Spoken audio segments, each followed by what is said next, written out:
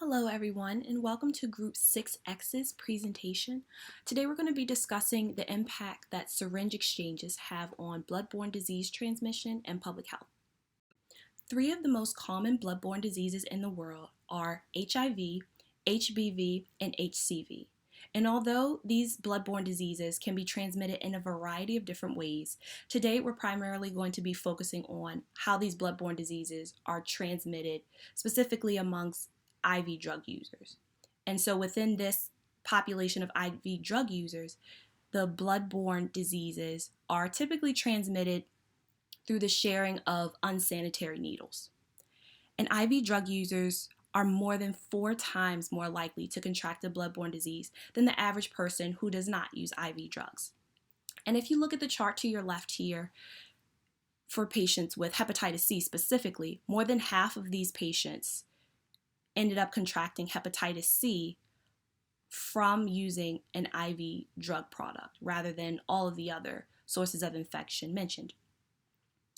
As you can imagine, this is a huge public health concern, and from a public health perspective, we're trying to decrease the amount of new cases of bloodborne diseases caused by the sharing of dirty needles. And so, from a public health perspective, our goal would be to provide these IV drug users with clean needles. However, as you can imagine, the concern with doing this might be that some IV drug users would see this as an excuse to continue to keep using these illicit drugs, especially if they know that the needles are clean now. So that's one concern, is that some people would not support this idea of providing drug users with clean needles because they might see it as a way to reinforce their addictive habits.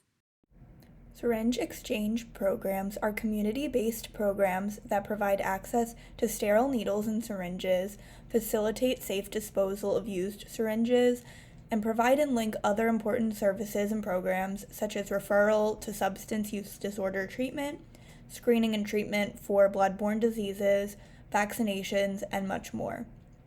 Services may be offered through fixed locations, mobile sites, outreach programs, syringe vending machines, and pharmacies.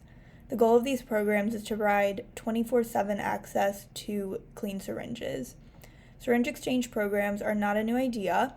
However, legislation is continuing to expand and evolve to provide greater access to these services. Many communities that could benefit most from SEPs do not currently have these programs.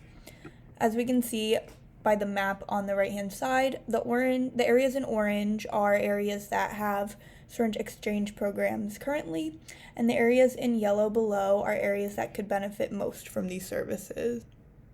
The first benefit of utilizing a syringe exchange program is that it can help to resolve the current opioid crisis by encouraging current IV drug users to seek treatment after participating in the syringe exchange. Another benefit is that it could decrease treatment costs.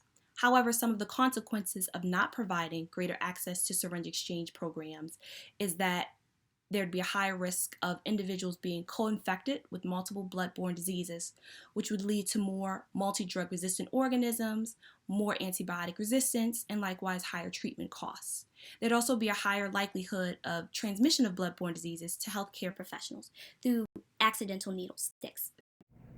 Pharmacists play a very important role in the access to clean needles, as they are directly involved in the sale of clean syringes in the pharmacy setting. This also provides an excellent opportunity to counsel and refer patients. Many pharmacists are still hesitant to sell sterile syringes due to lack of knowledge of the laws and exchange programs in their area. Pharmacists who view injection drug use as a personal choice were less likely overall to sell syringes. With proper education about syringe exchange programs, we can help shift these attitudes. Pharmacists play a key role in increasing access to clean syringes as they operate in many locations that lack SEPs.